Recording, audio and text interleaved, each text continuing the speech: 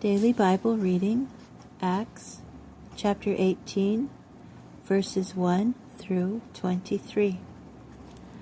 After this, Shaul left Athens and went to Corinth, where he met a Jewish man named Aquila, originally from Pontus, but having recently come with his wife Priscilla from Italy, because Claudius had issued a decree expelling all the Jews from Rome. Shaul went to see them, and because he had the same trade as they, making tents, he stayed on with them, and they worked together. Shaul also began carrying on discussions every Shabbat in the synagogue, where he tried to convince both Jews and Greeks.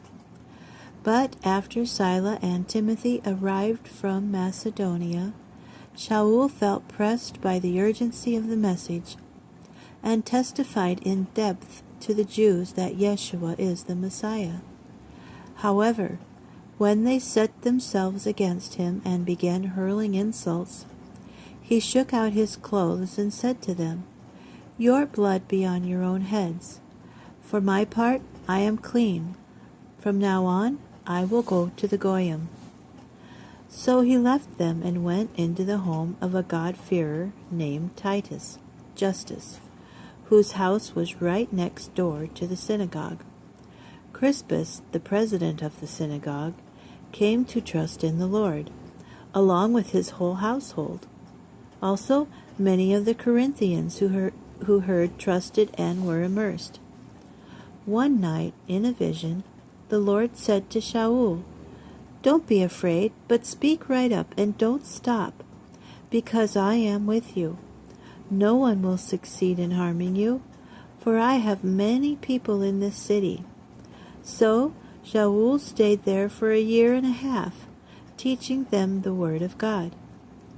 But when Gallio became the Roman governor of Achaia, the unbelieving Jews made a concerted attack on Shaul and took him to court, saying, "This man is trying to persuade people to worship God in ways that violate the Torah."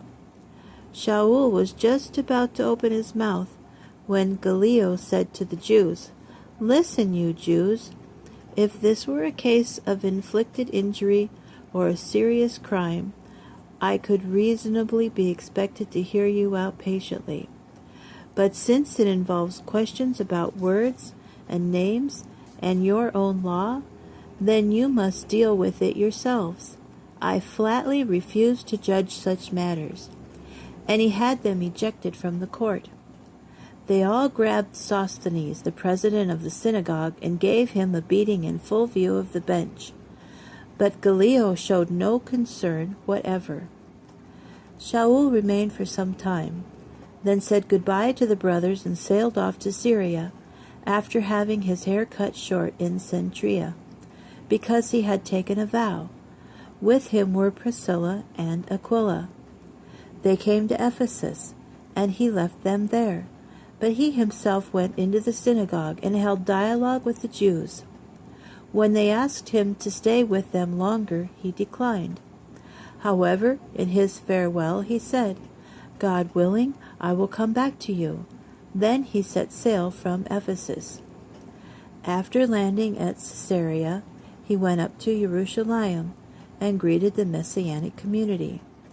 Then he came down to Antioch, spent some time there, and afterwards set out and passed systematically through the region of Galatia and Phrygia, strengthening all the Talmudim.